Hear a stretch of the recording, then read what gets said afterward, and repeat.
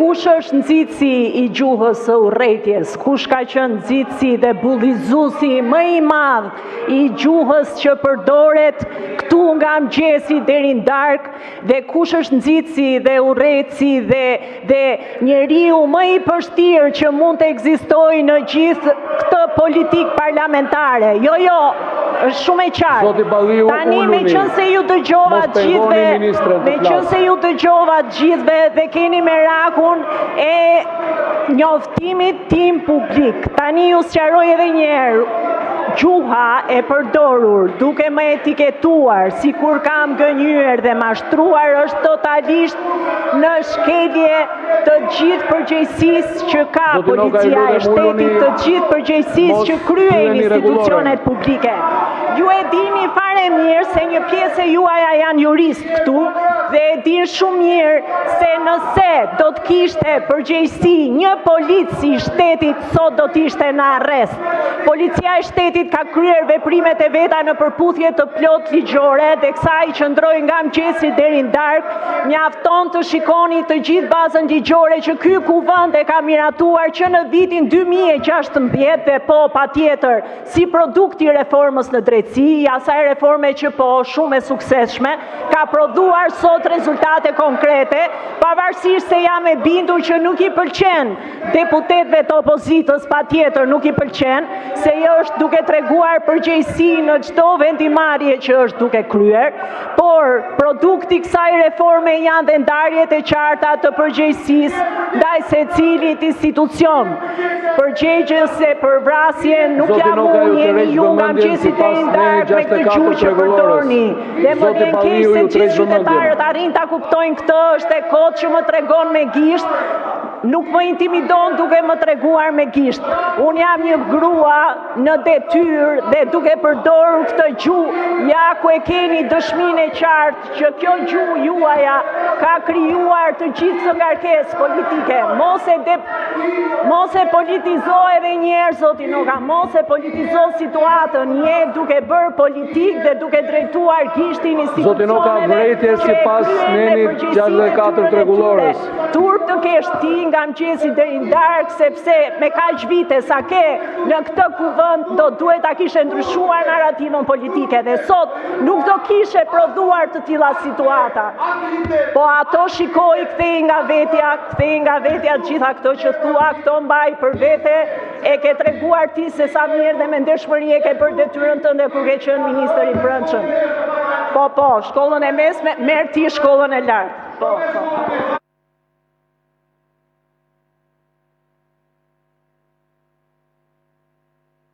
Zoti Noka, duke qenë se morët një tërheqje vëmendje dhe një vërejtje dhe më pas vazhduat të përdorni fjalë fyese që të cënojnë drejtuesin e seancës e tjera,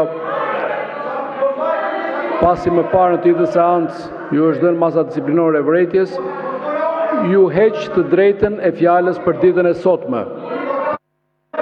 Fjalën e ka kërkuar për procedurë zoti Këlliçi. E do tani. Zoti Beleshi,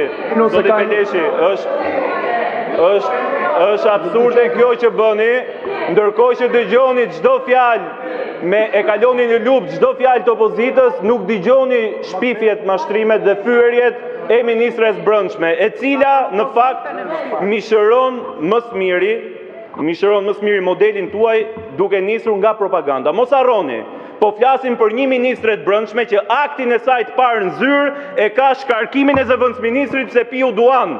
Dhe e njëjta ministre e brendshme refuzon thot një fjalë për gjyqtarin, po për procedurë kam. Për procedurë kam, për gjuhën e saj.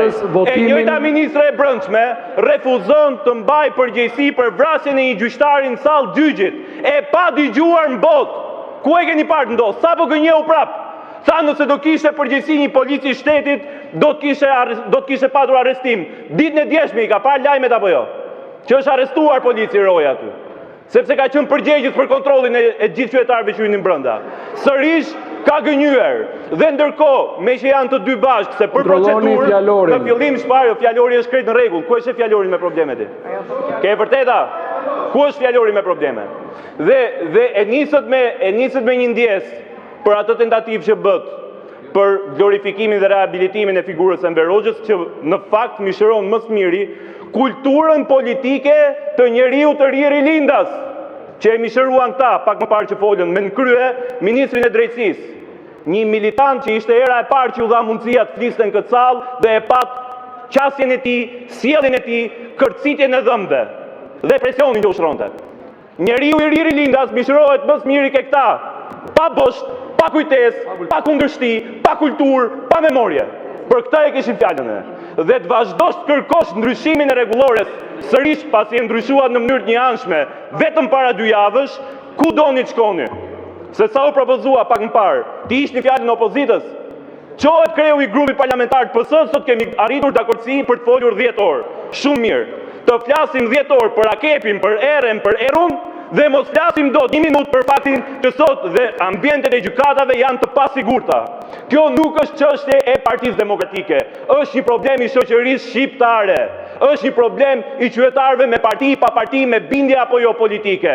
Është një problem që duhet çonte në këmbë këtë sallë çdo institucion të Republikës së Shqipërisë, në fakt që para 7 apo 8 muajsh, kur në gjyqin, në GKKO, të ish kreut Bashkisë Tiranë, për herë të parë u rrethuan makinat e gjyqtarëve, u rrethuan makinat e prokurorëve, u kërcënuan dhe u drejtuan me letër zyrtare GKKO-ja, Policisë Shtetit dhe institucioneve të Republikës dhe nuk morën përgjigje. E keni patur atë që ndodhi në sallën e gjyqit, një skenë paralajmëruar që 7 muajin parë. Që 7 muajin parë, kur u kërcënuan, po e them edhe një herë, si asnjëherë më përpara. Zoti Taulant Balla ka kërkuar fjalën. Çfarë është ky mo? Fjala për procedurë merret vetëm një herë.